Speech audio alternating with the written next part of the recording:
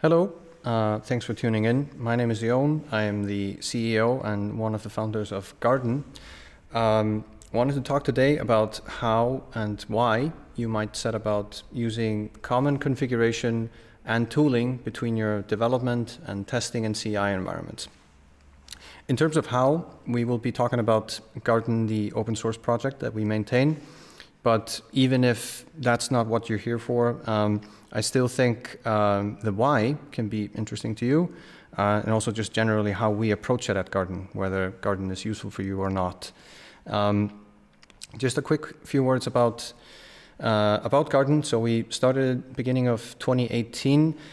4 engineers, all pretty frustrated with the developer experience around microservices, whether it was containers or Kubernetes or something else. Based here in Berlin, sitting here at the Berlin office, sadly mostly empty these days.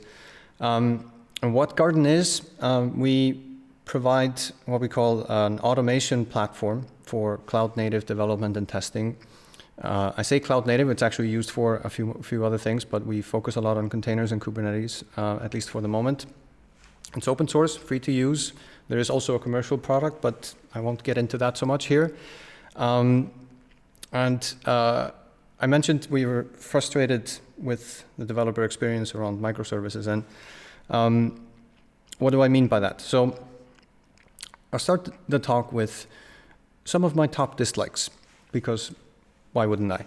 So what I really don't enjoy is having to frequently switch contexts, hop between different things that I'm working on. I really don't enjoy repeating the same thing over and over again, or solving solved problems for that matter. And I also have a distaste for vagueness, both in, certainly in software systems and also humans, I guess. You might notice that a lot of these things kind of apply when you're in the process of debugging something in CI/CD. So that's kind of, a big part of the motivation for starting Garten in the first place. What I do like, however, is a flow state where I can just keep working on what I'm working on, focus on something that I'm actually meant to be doing, without interruption, without distraction. I love smooth automation, which is really what we're all about here at Garten, and automation that just gets out of my way, does what it's supposed to do, just works. I really enjoy, again, both with systems and humans, clarity and sincerity. It's something that I value highly, and been getting into 80s Japanese synth pop, which I think you'll find actually combines all of the 3 other things. Anyway, so what is it that makes the current experience around like the development CI/CD, development of delivery cycle less than ideal? And I think it's helpful just to kind of frame this a little bit to look at, so what's a typical sort of a flow as we work on things? We typically have our the inner loop, where we edit our code, we work on our ID, we run our unit tests as we go. We hopefully, not always the case, but we hopefully have some kind of a local environment where we can actually deploy what we're working on. It could be Docker Compose, it could be some Minikube, Docker desktop, something like that. And then, when we feel satisfied we've done what we set out to do, we push it to Git, that kicks off some pipeline. That's where, we build the application properly. We run often more tests than we're able to do locally. Integration tests may actually happen in the kind of general PR pipeline, but we often find that it happens a little later in the process, so I kind of put it like that, but maybe this is all part of the same workflow for you. And then ultimately, after we've reviewed and merged, we promote it to production. Some variant of this setup is pretty typical, and obviously it can be quite different based on your context, but just to have some frame to talk about here. And So what are the problems? So one problem that we see frequently is these local dev preview testing environments are either difficult to maintain. It's a little bit of extra tooling that you configure separately from everything else. Sometimes it's simply not feasible to run stuff locally.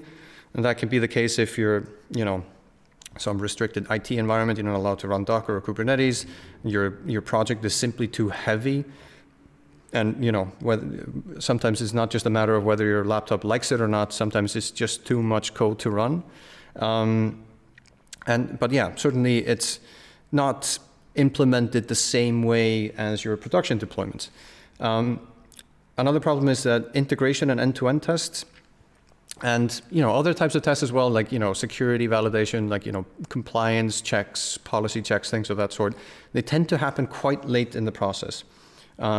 Rarely do they happen in the inner loop as you're working on things. Sometimes they happen in the PR process, or a subset of them do.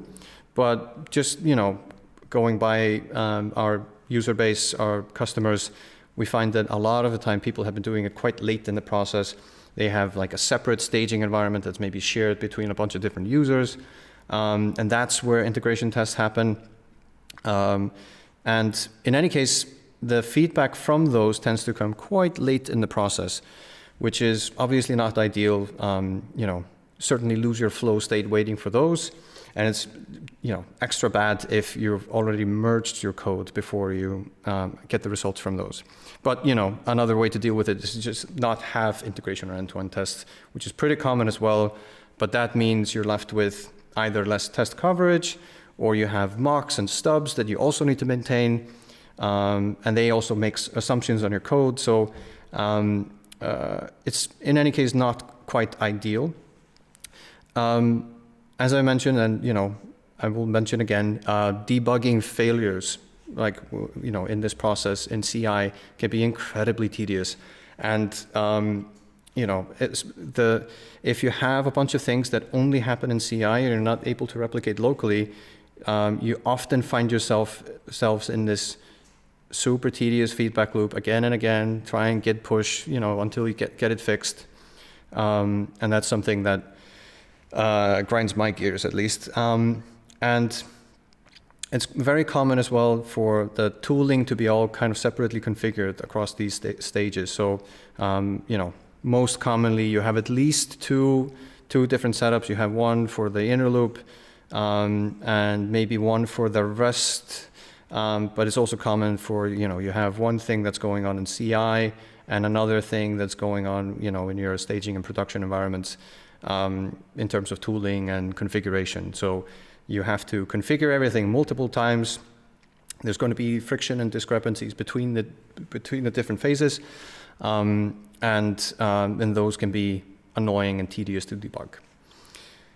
So, and these problems obviously just get exacerbated the more individual pipelines that you have, and you may have one per service, or you may, have some.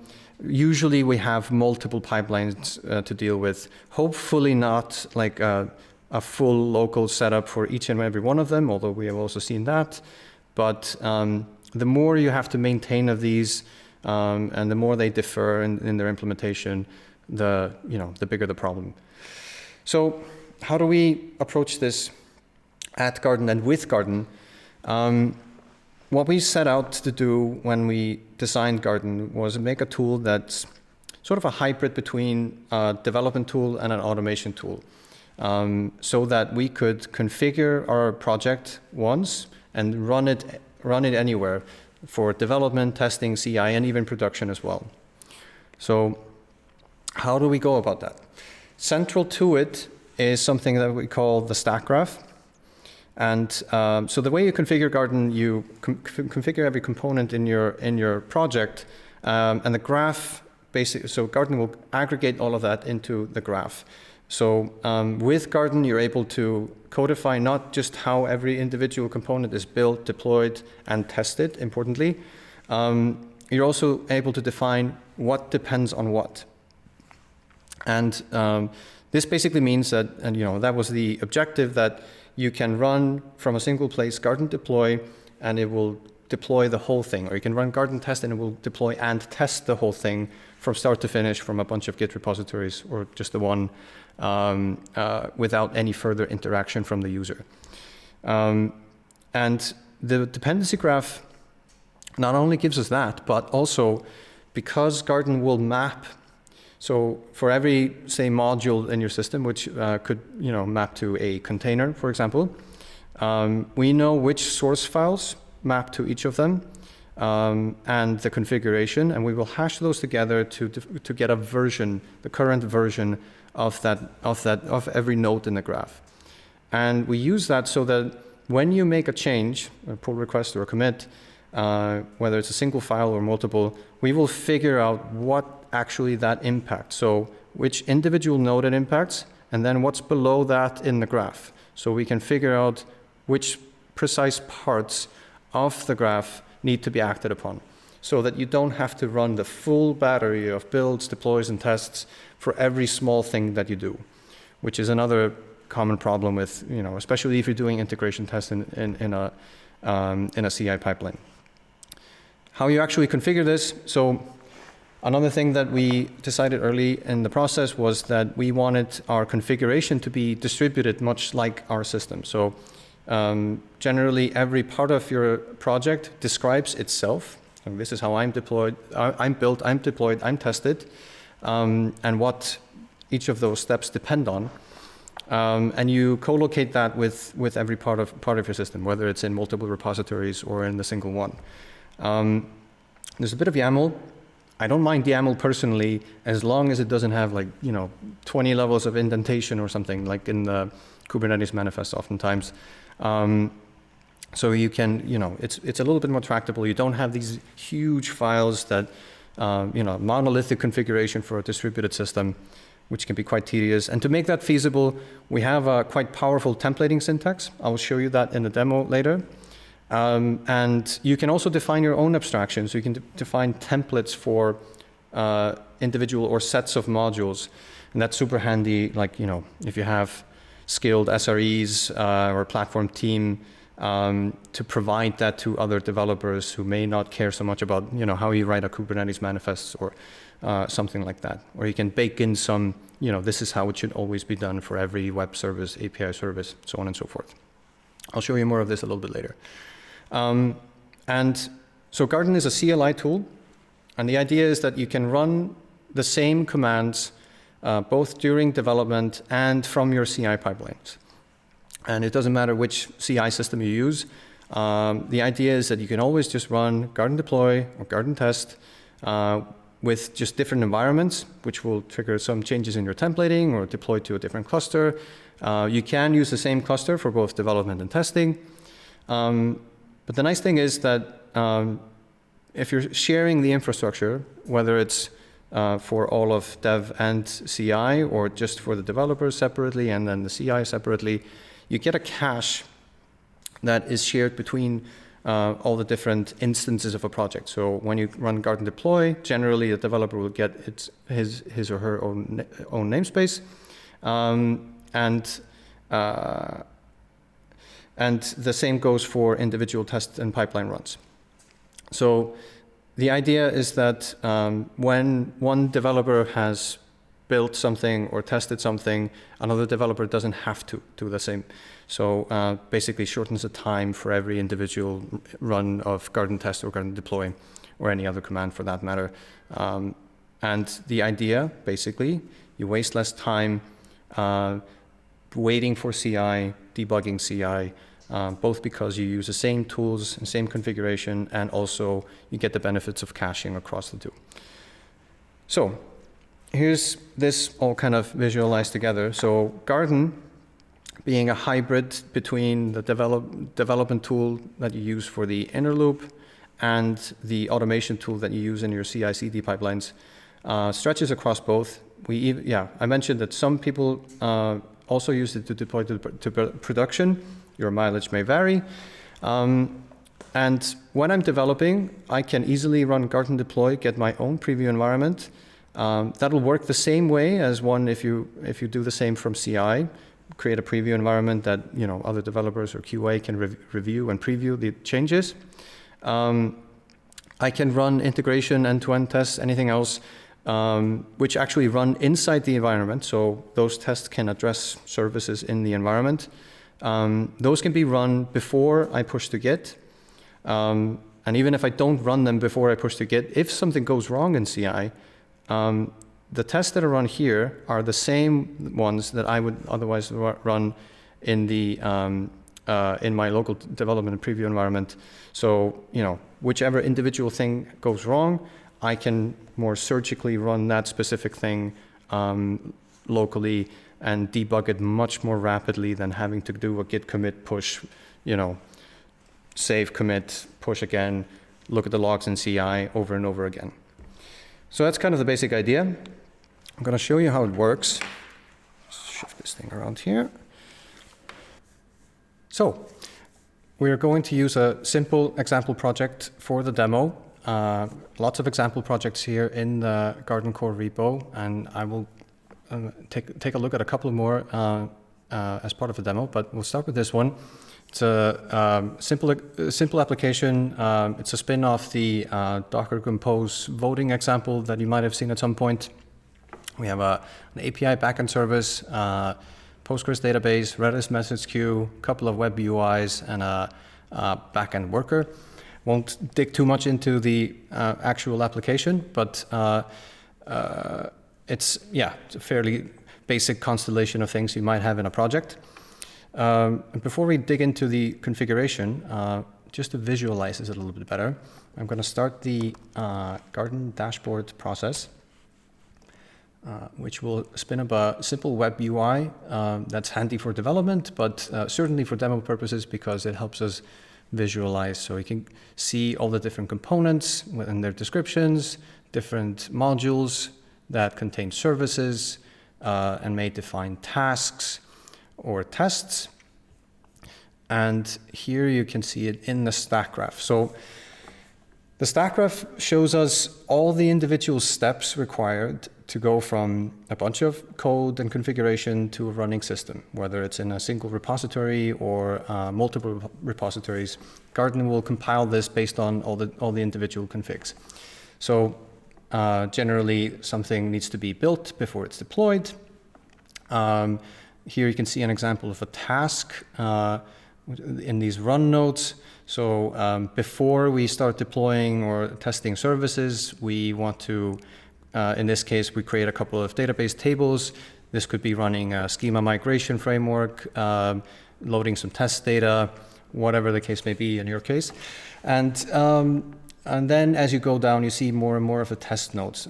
Unit test nodes may just depend on something being built. The integration tests here depend on something being running. So like the vote integration test needs the vote service to be running, and so on and so forth.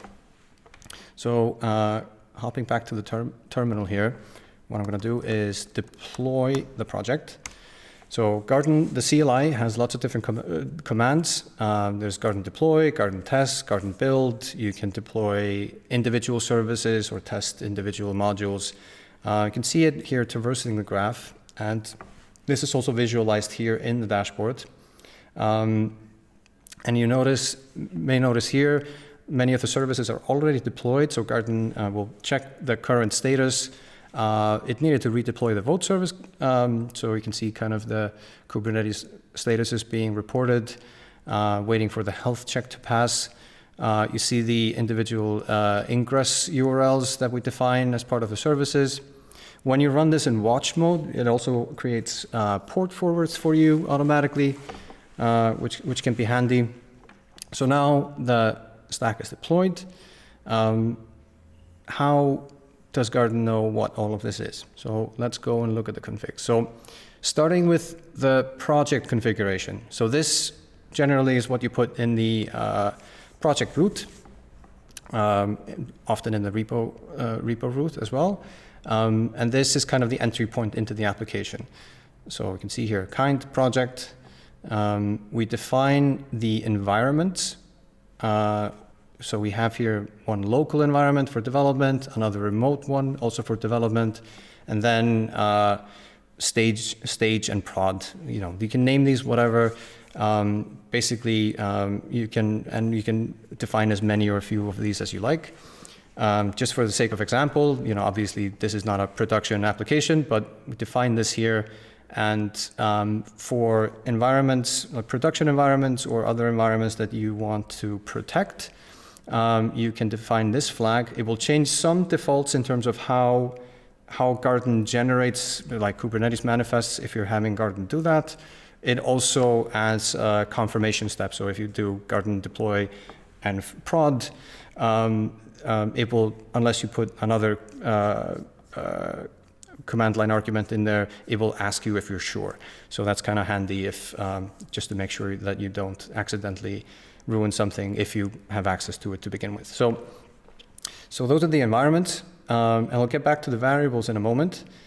A project also defines providers. So for the local environment, we have the local Kubernetes provider, which is made to work with like Minikube, Docker Desktop, Kind, etc. And then we have the normal Kubernetes provider, which just connects to any Kubernetes cluster, basically. And that's used for the remote stage and prod environments. The context we define here as a variable. You can see a templated reference to that. And we're also directing it to use BuildKit to build in the cluster.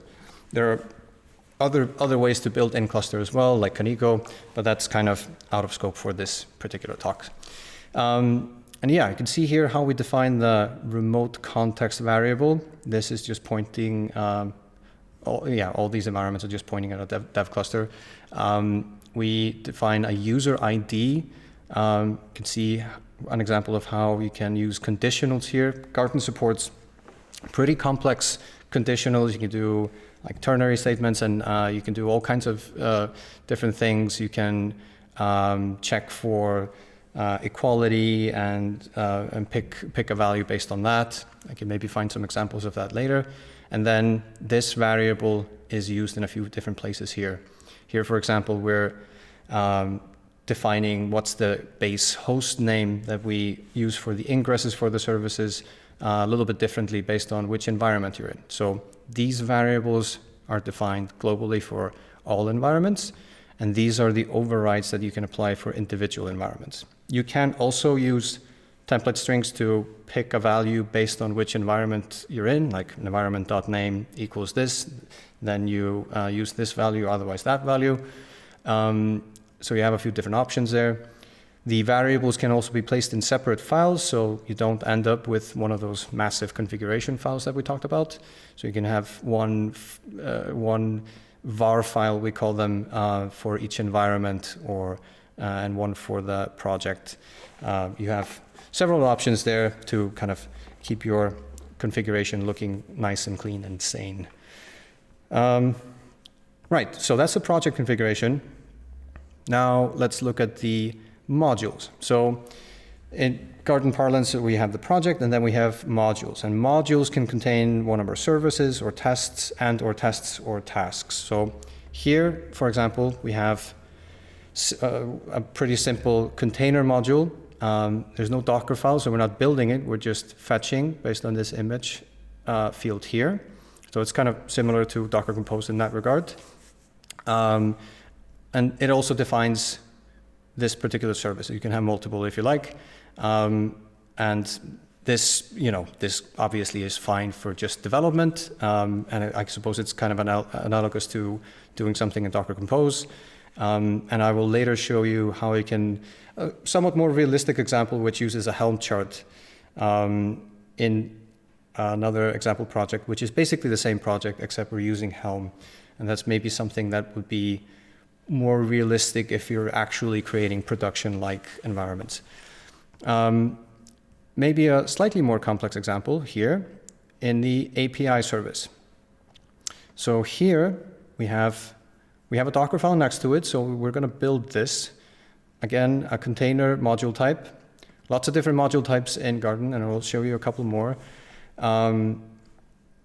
Another service is defined. A few more variables here. We define a health check, so you can see some kind of Kubernetes terminology, familiar syntax if that's what you're using. You can see an example of how we interpolate a template variable into a string. We're just prepending on the base host name here. There's a runtime dependency on the Redis message queue. And here's perhaps the interesting part. So we define a couple of different tests. The unit tests is just a dummy test. It always passes. But the integration test is an actual test that is defined here. So we just pass different arguments to run in the same container. And this test depends on the API being running. So this tells Garten not just that we need to deploy the API service first, but also if the API service changes, Garten will know to retest it. So now let's hop back to the terminal. So I've already deployed the stack. Now I'm going to run Garten test. Actually, this will complete pretty quickly because I just ran this a little while ago, and those tests have already passed. So there you can see how Garten will cache the test results. But what now if I break the test? So the actual test just expects a particular status code coming from this super basic Flask Python service here. So if I have it return some, I don't know what that status code would mean, but and then run Garten test again. Garten, because it's aware, like, which source files belong to which module, it will recompute this hash here that you can see in a few different places. And it knows that it needs to rebuild the API, and then anything that depends on that, including the tests and other services that depend on the API service, it needs to walk through these again. So here you can see the test broke. It will also do the same for the vote integration test because it effectively tests the same thing. And you can see the log here. And you can also navigate to that here in the dashboard. So this is a pretty, of course, a kind of a basic example, but you can see this is basically how the stack graph part of Garten works. It will generate a new hash based on the actual state of the source files and the configuration attached to it. So I'm going to unbreak this. And we can move on to a couple more examples. So all the templating in this one, for example, is super straightforward. But if we go to the Helm version, here you can see we've split up each of these services. So we have, for this API service, we have the API image, which notice doesn't have a services key. It just takes care of the build and then which tests we are to run in this container. You could also define these tests in the Helm chart that references this image. So a few things to cover here. So this is a Helm module type. We have something called a base chart. So we're using the same Helm chart that we define here for multiple services. You could also define this inline. You could just have the Helm chart files here for the API service if it's, if it's not meant to be the same as the other ones. You can see here we define the runtime dependency, and here we're passing values to the Helm chart. And here's a good example of how you reference across different modules. So the API image module defines some outputs, and that's defined at the module type level. And one of them is the deployment image name. So basically so that you get the correct image identifier. And this will be, it's important to reference this in a template string because this will be different based on, like, are you deploying locally? Are you deploying, is there a container registry in the mix that you need to address somehow? And this is a clean way to do that. And then the tag will be the version of the module. So that's, slightly more elaborate templating. I invite you to actually go and look at this to see how it works. Another example here, referencing an upstream Helm chart, just provide the repo, the chart name, version, and you can do the same with the values here. You can template in whatever makes sense to template in. I had mentioned in a previous slide the notion of module templates. So This is super handy, especially if you have, if you have a subset of your team or organization that does, knows Kubernetes, and the other ones maybe, the application developers are not as well versed. You can define a template and then use the templated module type. So here, this is pretty easy to understand. It's a Kubernetes container, and this could be whatever you define, and it expects these inputs. And the way you define this template is like this. It's a different kind, module template. You feed it a schema, which is just a standard JSON schema. You can define that however you like. And it will create these two modules. And this could be however many you like. It will generate some files. You can even do, here we're generating Kubernetes manifests.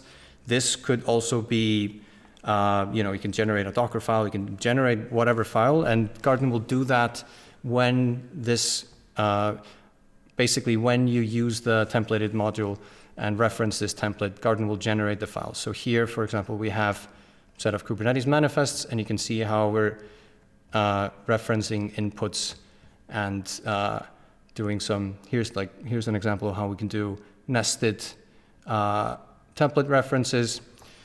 And yeah, so there's lots of different things you can do. If you want to abstract things away from developers or kind of centralize how you define Kubernetes manifests, this is one way to do it. And yeah, so lots more examples here. I think I'll leave it at that for now. But by all means, if it's interesting, go and look at the examples in the repo and the documentation. Right, so just to summarize, what you get out of this is you're able to run Garten deploy for any different environment and get like a production-like environment. And we think that's very important because you get much higher quality feedback early in the process. You're able to run tests within the project namespace, so you can actually feasibly run integration and end-to-end tests. And you can actually, you can feasibly write them too, because if your only means of running integration tests are through your CI/CD pipeline, that makes them super tedious to implement to begin with, and that's why a lot of people just don't, which I totally understand. I wouldn't want to, have a 10-minute feedback loop for every little change I make to a test, but this now makes that feasible. You get out of this super tedious loop of, git, commit, ASDF, and push, hope for the best, get that red X in your CI pipeline, look at the logs, figure out what you think might be wrong. Hopefully you have good error logs, maybe you don't, and then rinse repeat over and over again, never managing to stay in flow. Always just kind of context switching, going for more cups of coffee, and slowly losing your sanity in the process, or at least I do. A side benefit is that your build, test, and deploy configuration, actually, that reminds me, I wanted to show one more thing. So here is the CI pipeline configuration for this. So this is Circle CI, could be whatever, and there's a little bit of boilerplate to connect Circle CI, authenticate it with the cluster, but the pipeline itself, the workflow, is really just this. We check out the branch, we configure the cluster, and then run Garten test, and just point it at a different environment. And that's about it. Here we also run cleanup whenever the test is done, whether it failed or not. You might also want to keep it around if it fails so that you can debug it, whatever makes sense for your workflow. Garten Enterprise has some nice features for this, just a tiny little plug there, but you can also you use GitHub Actions. You have a lot of control over the different events and what does what. And this command you could be running from whichever CI runner, just point it at a different environment, and it'll work just the same as when you're developing it yourself locally. So again, back to the slides. And yeah, once more, because you're not just building everything locally or running stuff locally. If you're running things remotely, you get the benefit of having shared build caches, both through the container registry and also in the in-cluster builders, and you share test caches as well because of the way Garten does versioning and hashes of all the source files and configs.